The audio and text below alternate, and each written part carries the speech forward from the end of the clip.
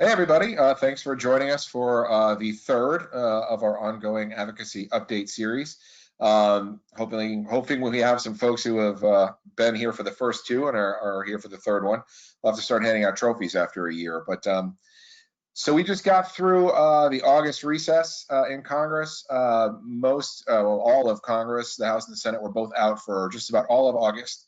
The Senate returned last week to start kind of going back and forth on a next coronavirus package, and also, as they have been all year, approving judges.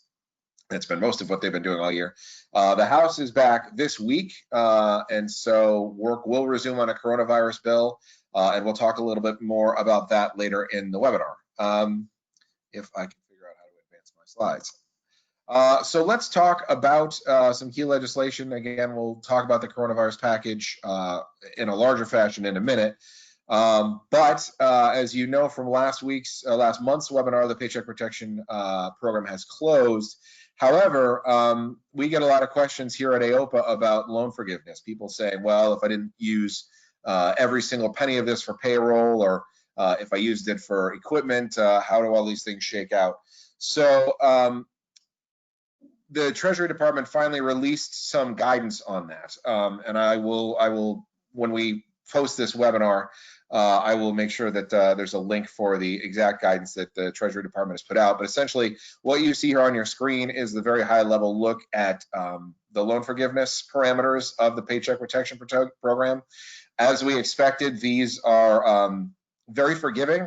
They didn't expect really anyone to be paying this money back. So the leeway that they give is pretty high. However, as you'll see there in that last bullet point, there is, because this is the federal government, let's not kid ourselves, a lot of paperwork, more than a dozen steps that you'll have to go through, and you will have to maintain some clear documentation on this for the money that you keep for up to 6 years. But again, these are very forgiving loan terms. They do not expect this money to be paid back. So even in the event that you have not followed these specifically to the letter, there's probably going to be even more leeway on top of that.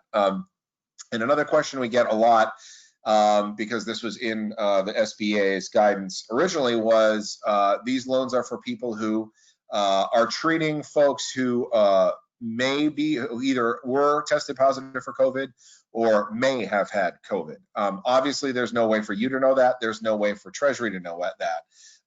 They assume that if you've been open and seeing patients, there's a possibility that you saw someone who was COVID positive. So they're really not doing any checking on that at all. Everything that they're going to be doing in terms of follow-up for payback of these loans, and I'm putting loans in air quotes, is making sure that you're using it to keep your doors open and to keep folks paid. So again, we'll post the full set of rules on this, but in general, the main bullet points are what you see here on your screen. And these are relatively recent. You should be receiving emails, I would think, from your lender on these as well, or from the SBA on these. I'm not going to spend too much time talking about the Main Street Lending Program. We talked about that on our original webinar right after COVID started, when we started talking about different funding streams that you could use. It's a little bit of a different animal. It's a lot of a different animal than the Paycheck Protection Act and the way it's structured and the way it gets paid back. But it's almost irrelevant because nobody's using it. As you can see, more than 99%, almost the full 100% of the cash that was injected into this program has not been used. That is because the terms that the lenders have been offering are frankly ridiculous. So there is legislation that has just been introduced to try to make these terms for the Main Street Lending Program a little more agreeable for folks that still need money to stay afloat. So as those are rolled out, you'll hear from us. We'll put that on our resource page on the AOPA site. So, but suffice to say, if you are thinking about using the Main Street Lending Program, I would wait. Probably at least until if you can, at least until the elections, when some legislation gets done to make these a little more palatable. So I don't imagine anyone on this call is using these. There is some there's a lot of additional legislation that's been introduced that may help providers. These are just two bills that we at AOPA are advocating for and working on. One would create a tax credit for any protective equipment that you use, any PPE that you buy. You would be able to use that as a tax deduction up to $25,000. I anticipate, I couldn't tell you when, but I anticipate that this legislation will pass because everyone knows how much is being spent just to keep you all safe and your patients. The other one, and this is, you know, a lot of folks, a lot of our members got CARES Act provider relief funds. That was that injection of cash from HHS that you might not have even known you were getting. It just sort of showed up in your checking account, or you were sent a paper check.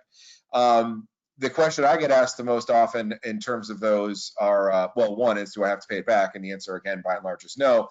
But is it taxable? Do I have to use it as taxable income? And yes, it hasn't been spelled out exactly that way by HHS, but they've given no guidance to the contrary, that you would need to claim that on your taxes. So again, legislation has been introduced that we are advocating for that would make that those payments not includable for the purposes of gross income. So not having to pay taxes on that provider relief fund.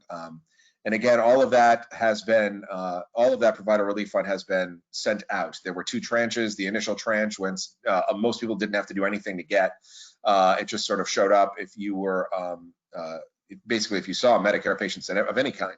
And then the second tranche was sent out. You had to apply for that. It was a little bit more in depth, but if you received the first tranche, basically you were eligible for the second one. And that's all been, all that money has been sent out the door. So now the goal is to make sure that you do not have to pay taxes on it. So again, these are 2 of several bills that we are working on behind the scenes, in addition to our, of course, our own legislation, which I'll talk about in a second.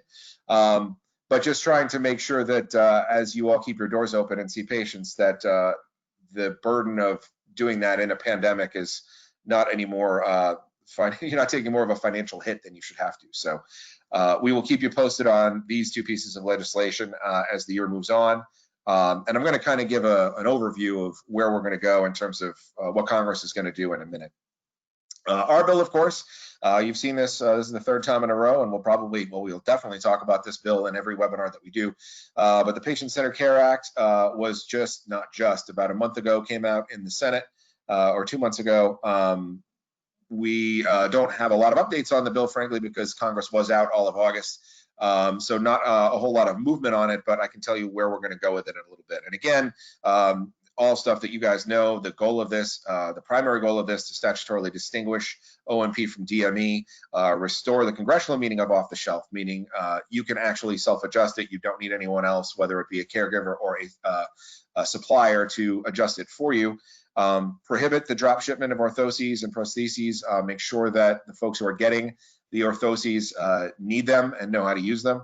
And of course, exempt orthotists and prosthetists from competitive bidding. The next step on these, and these have changed a little, you know, they are still working on a COVID bill, and we'll talk about that a little bit more in a minute, but there's no reason why, and we've had many members of Congress tell us there's no reason why the language to distinguish O&P from DME, there's no reason that shouldn't be in a COVID bill. In other words, it might not get in there, but it's relevant. There's no reason why we shouldn't think it's not germane to the conversation, because we, you know, without distinguishing O&P from DME, we can't do telehealth. We can't do any number of things. So we have a few champions on the Hill that are helping us with that. I mentioned in last month's webinar, and please do go back and check that out if you haven't seen it already, that the OIG has issued several reports on some organizations that are doing drop shipping during this pandemic.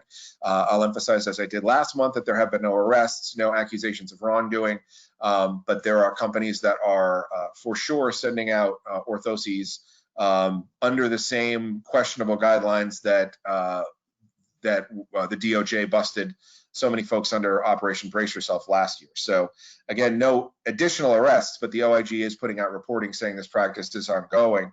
And when we take that to the Hill, it resonates. You know, they're trying to stop this. Again, this our definition of off the shelf certainly fits within the parameters of a COVID bill, and something that is not in our bill, but we want to make sure that we can try to do is include language that would postpone competitive bidding for off the shelf for at least a year, another year. It makes no sense at all to re-up on that on the competitive bidding program in the midst of a pandemic. So we think we've got pretty sympathetic ear there, not just there, but probably at CMS as well. Those conversations are ongoing. So, and carve a path for telehealth billing. This is in addition to distinguishing OMP from DME. We have organized a letter that was sent to the to CMS and to HHS to carve out a path for telehealth billing during the pandemic. We are still working on co-sponsors to the bill, and I will talk about how you can get involved in that in a minute. Working with committee staff, that is one thing that we have been doing all throughout August, was working with Chuck Grassley, who is chair of the Senate Finance Committee, making sure that he and his staff are aware of the bill and that they can get a hearing, which is the way you get a bill passed, basically, is you go with a hearing or a markup, then you go to subcommittee, then you go to full committee, and then that's normally how it works. We are going to probably be circumnavigating at least a little of that with this bill, but creating awareness with the committee staff, making sure there's a hearing so the full committee is aware of what this bill is and what it does. I've said this before, but we are obviously in a good position with this bill, being that it used to be Chuck Grassley's bill. When he was chair of the Judiciary Committee last year, he introduced this bill. He opted not to do it in this Congress because he's chair of the Committee of Jurisdiction, the Finance Committee now. And it's a bad look if you're introducing bills that go straight to your own committee. It seems self-serving, and he's certainly a senator who is aware of impropriety like that. So that's why he didn't introduce it. But we've got a great champion there. And we'll talk about ways that we are going to try to get this done at the end of the year. This bill will definitely not pass as a standalone bill. It's going to get attached to something else. The question is what. That goes for the two pieces of legislation I mentioned earlier, the one that would give a tax deduction for PPE, and the one that would forgive taxes on the payouts from HHS. There's no question those aren't going to pass all by themselves. There's going to be a couple of large vehicles where they'll pile a bunch of bills on top of each other to get them passed. If you have not done so already, please, I implore you to go to aopavotes.org and take action. Write a message to your member of Congress, write a message to your senators, urge them to support these pieces of legislation. You are the constituents, you're the ones doing this on a day-to-day basis. Your voice makes a huge, huge difference. So please use that voice to help us talk about this bill. So what's left for Congress? There are 12 legislative days left in the month of September, and then 4, this is the House calendar that you're seeing on your screen, and then 4 in October, and then they're done until elections. So in theory, only 16 legislative days remain between now and the election. I say in theory because Nancy Pelosi has said she would keep the House in longer if they need to finalize a coronavirus package. That is a great thing to say, and it's good to keep the members on guard for something like that. It's also probably not going to happen.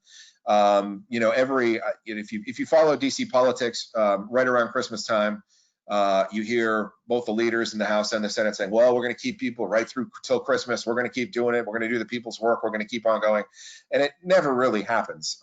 Things are, deals are put together to kind of push things down the road, and we'll talk about that. But I would be very surprised if the House is in longer than that October 2nd date you see on your screen, which is a very, very small window to get a lot that they need to do done. And we can talk about that. So what they must do is finish appropriations. So the House has passed, I think, all of their appropriations bills. We'll talk about overall budget in a minute, and I'm going to give a little primer on the budget process. But essentially, there's 13 appropriations bills that fund every facet of the federal government: the Department of Health, the Department of Education, Labor, Commerce. All of them have their own appropriations bill that funds them. There's 13 bills total. In a traditional year, not that we've had one in a long, long time, but in a traditional year, the House passes 13 bills, the Senate passes 13 bills. They get together and they have what's called a conference committee to iron out the differences in those two bills. Then they come up with a third bill that kind of matches the House version and the Senate version together. Both the House and the Senate vote on that bill, and then it goes to the president. It never, ever, ever happens that way.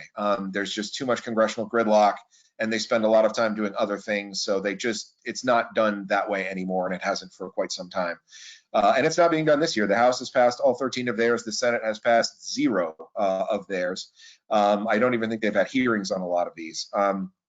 So they're in all likelihood going to pass what's called a continuing resolution. What that means is they'll take the existing legislation that we've already passed for fiscal year 2020, and they'll apply it to a certain part of fiscal year 2021. Remember that the fiscal year, the federal government budget it ends the last day of September. So the new budget starts October 1st. So in theory, all of the appropriations bills are supposed to be done by October 1st. We're obviously not going to have that happen. It hasn't happened in a long, long time. So the thing that they must do is fund the government in some way, shape, or form by midnight on September 30th, or there will be a government shutdown. I can tell you for certain there will not be a government shutdown in an election year. Congress will not let that happen. So expect a continuing resolution in the next couple of weeks or so, just so they can fund the government and get that off their plate. The only question really that remains on that is how long does that continuing resolution go? Mitch McConnell has said he wants one that goes till immediately after the election, so they can come back and finish their work on that. Democrats have said they want one that goes until early January, which if you are in a position where you may take the presidency and you may take the Senate, you are definitely, that's what you want. You want to kind of keep things the way they are until you have a chance to affect some more change after inauguration and after the 117th Congress comes to town. So it'll be interesting to see how that plays out because both parties have a vested interest in the timing of that congressional resolution. They would also like to do a stimulus and a COVID package. We went from just a week or so ago to many senators on both sides of the aisle saying we want to get this done, we want to get something out to the people.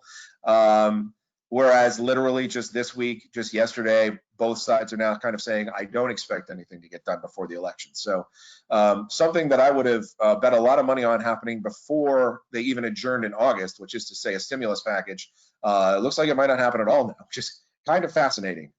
So we'll see what comes of that. They would like to do it. It's obviously good play for them back home as they go for re-election, but it's not likely to happen, at least before the election.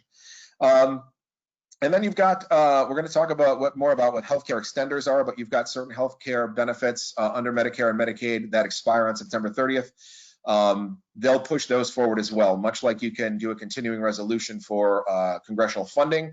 You can also do something like that for health benefits. So instead of it expiring on September 30th, you pass a bill that says it goes through January 30th or however long you want it to go.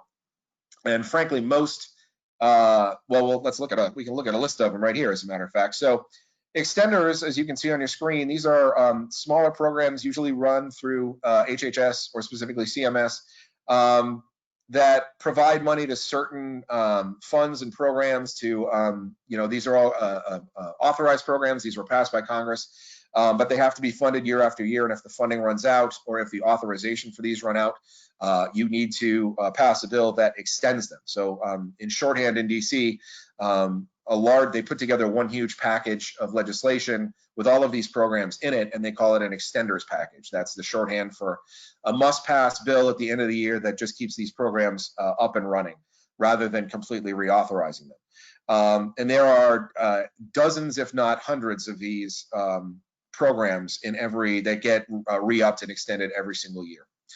So that is must-pass legislation. They don't want any of these programs to fall away. So things like this will get passed. We know that's going to happen. So let's talk about after the election, what you all know is colloquially referred to as the lame duck session, between after the election but before the next Congress is seated. Again, if they pass a continuing resolution that only goes through after the election, they've got to finish the funding. They absolutely have to finalize that extenders package. And that is going to be the best vehicle for the AOPA Patient-Centered Care Act. That's why it's important that we get a hearing. The sooner the better, so that more people are aware of this bill. We want a landing path for this bill to be as clear as possible after the election. All they have to do is say this bill has been properly vetted, it's got bipartisan support, it's gone through the right channels, let's just tack it onto this larger package. That is the goal. That's been the goal probably since we got the House bill introduced last year. We just knew that would be the best bet to get this done. The COVID legislation has provided some opportunities to try to get other facets of it done, but it hasn't panned out for us. Frankly, it hasn't panned out for any number of organizations in DC that have tried to do that. They've done a pretty good job. Congress has done a pretty good job of keeping those limited to things that are applicable for the most part. I mean, obviously, you can go out and read any number of stories of things that just didn't belong in there. There was some funding of, I think it was jet fighters, something like that. But, you know, by and large, it's mostly stuff that fits. We realize that, you know, we're, as I said, not directly applicable to COVID, but the work that we're doing is. And so we have been making that argument. It has certainly resonated, but again, our best bet is to get into that vehicle, that must pass extenders package. And again, they'd like to do a stimulus or a COVID package after the election. Who knows if that's actually going to come together. So, and I should have said this way before. If anybody has any questions, please don't wait until the end. By all means, type those into the question box or speak up however you want to do it. But I'm looking at the question box. So if anybody has any questions as I do this, please do let me know. I want to take a quick minute here and take a bit of a digression. And I do promise this won't be as boring as it sounds, because in an election year, we know we're talking about the budget, we're talking about appropriations. You have heard, I am sure, any number of legislators, whether they are incumbent or whether they're running for office, say that they are fiscally conservative. You don't hear it as much in this election because with the tax bill and some other things that the Republican Senate have done in terms of spending, you know, they know it would be a little bit hypocritical to say that they are fiscally conservative, or it just doesn't sound good when Congress is spending as much money as they're spending now. But I want to kind of point out what they mean when they say, well, I'm a fiscal conservative, and how specious that argument can be when you're talking about the federal budget. So we're going to look at 2015 specifically. This is the total federal spending budget for 2015. It's $3.8 trillion. And this is broken down into pretty high level categories about where that money goes. As you can see, most of it goes to Medicare, Medicaid, and health, and Social Security. That's where the overwhelming majority of this money goes. In fact, looking at this a different way, we're gonna break this down into the two different kinds of federal funding you can have, which are mandatory, and let's look at that now, and discretionary. Mandatory spending, and you can see here, that's 2/3 of the federal budget, is money that Congress has to spend. It's locked in. So again, kind of going back here, Social Security, Medicare, Medicaid, military spending, most of that is locked and loaded. You can't ever play ball with that. So when you're talking about being a fiscal conservative, you're really only talking about being fiscally conservative with the 1/3 of the federal budget that you can be conservative with, which is this yellow piece of the pie right here. I hope you can see that arrow, otherwise what I'm saying doesn't make any sense. But the yellow piece of the pie is the 1/3 that you can actually play with. Within that 1/3 of the pie, so now we're looking at the yellow part of this this chart on this chart. So look at the yellow part here, and then that yellow part is all of this. Half of that is the military budget, and you're never going to see Congress cut the military budget. They're only going to add to it. So now you're back down to only about $500 billion or so that you can actually be fiscally conservative with. The point of all this is there's very, comparatively speaking, I mean, obviously $500 billion is not nothing, but there's very little leeway in terms of things to play with. So when you hear somebody say, well, I'm fiscally conservative, they just can't be fiscally conservative with that much of the budget, because there's not much of the budget that is allowed to be moved from one pot to another. So the point of all that is to always take it with a grain of salt when someone says they're a fiscal conservative, because it's tough to be that. I want to look specifically at one program when we talk about the size and scope of the federal budget. And when someone says they're a fiscal conservative, the kind of impact that can have. Now, if there's folks on this call that know me, you know that I came to AOPA from a lobbying group. One of my main clients was the Christopher and Dana Reeve Foundation. The Reeve Foundation runs what's called the Paralysis Resource Center. It is essentially the only federal it's partially funded by the federal government, but it is the only program that the federal government funds specifically for people with spinal cord injuries and mobility impairments that come from spinal cord injuries. So it is literally for that huge audience of more than 7 million people in this country. There is one federal program that provides money for it. And I put on here, as you can see, the PRC is funding through a cooperative agreement with the department, with HHS essentially, and ACL, the Administration for Community Living. So the three things you need to know here: there's one federal program for people with paralysis. It is run by the Christopher and Dana Reeve Foundation, and they get their money through the Administration for Community Living. So let's look at that in relation to the entire federal budget. The entire federal budget last year, what's this year, the fiscal year we're in now, is $4.79 trillion. The total passed by HHS that they can play with, and again, you've got mandatory spending, which is Medicare and Medicaid, and that's $1.2 trillion. $106 billion in discretionary, so that's what you can play with in terms of what you can do on the Hill and in Congress, and money that you can allocate, take it from one program to another, take it to another, etc. Of that $106 billion, $2.12 billion went to the Administration for Community Living, who, as I mentioned, are the ones that provide the grants for the Paralysis Resource Center. Of that money, $2.12 billion, $8.7 million went to the Paralysis Resource Center. Let's look at that another way. Paralysis Resource Center is 0.4% of ACL's budget, the Administration for Community Living, 0.008% of the HHS budget, and I'm not good enough at math to say how small a number this is, but 0.00019, or essentially 1/8 of the overall federal budget. And again, this is the only federal program specifically for people with mobility impairments and spinal cord injuries, and that's how little money goes to it. And yet, you have, I'm not going to say who, but you have members of Congress that have said that that program should be cut, that it's extraneous, and that if we're going to be fiscally conservative, if we're going to be good stewards of the people's money, that programs like this need to be cut. Bringing this full circle to when someone says they're a fiscally conservative, not only are they, again, kind of paying a little bit of lip service, and you got to take that with a grain of salt, you also need to pay attention to what they are cutting when they sound fiscally conservative, because oftentimes they're programs that are very, very, very important. This individual legislator might not know, and this is, it's a Democrat, it's a Republican thing, it's both. You'll see this on both sides of the aisle. They might not have the slightest idea what it is that they're talking about when they mention a program like this. Maybe their staff did a kind of a rundown of the last appropriations bill, and they found all these programs that they didn't know what they did. And to be sure, there are some, federally funded things that are patently ridiculous. If you've heard me talk about the Bridge to Nowhere in Alaska, there are things like that that are in there. Of course, we're not going to pretend there's not. But when you get a program like this that's helping so many people and doing such good work, and is such a minute, teeny tiny, literally a fraction of a percent of the federal budget, and someone is threatening to cut it because they're fiscally conservative, that's dangerous waters. So I'll get off my soapbox and just get back to talking about how the federal budget works. But I think in terms of understanding the large picture of appropriations and how these things come around, it's worth talking about.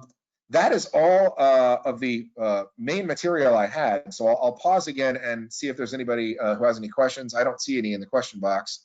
Joy, am I wrong? I think I'm looking at that right. Nope, we don't have any questions, but if you do have one, just type it into the question box and we will get Justin to answer it. And please do email me. I'll put up my email at the end of the presentation if you have anything you want to continue the dialogue on. I will mention that on October 21st, right here in this space, we will be doing an election preview to talk about who might win, who might lose, how that's going to shape the next Congress, and how the next Congress will shape our agenda at AOPA, and I'll mention a lot of our congressional champions and their races and things like that. And then literally the day after the election, please do tune in, because we'll have our post-election breakdown. I can't promise that we will have, I can promise that we won't have every election result at that stage. We might not even know who the president is by 1 o'clock the next day, but we will do our best to kind of carve out the big picture, the 50,000 foot view of what happened in the election the night before. So please do tune in. And again, that's October 21st for our election preview, and then November 4th for our election post view, the day after the election. So please do save the date on that one. There is my email address. By all means, reach out with any questions, comments that you may have. I'm happy to continue any dialogue on anything that I might have been talking about. And please do go to AOPA Votes to make your voice heard, reach out to Congress, and I am happy to help facilitate, as I always am, and I've said on our previous webinars, if you want to have Zoom meetings with your legislators, their staff, if you have concerns you want to bring up with them, please do let me know and I can help facilitate that. Always happy to help. And with that, I think we're good. Thanks everybody for tuning in. I hope to see you next month.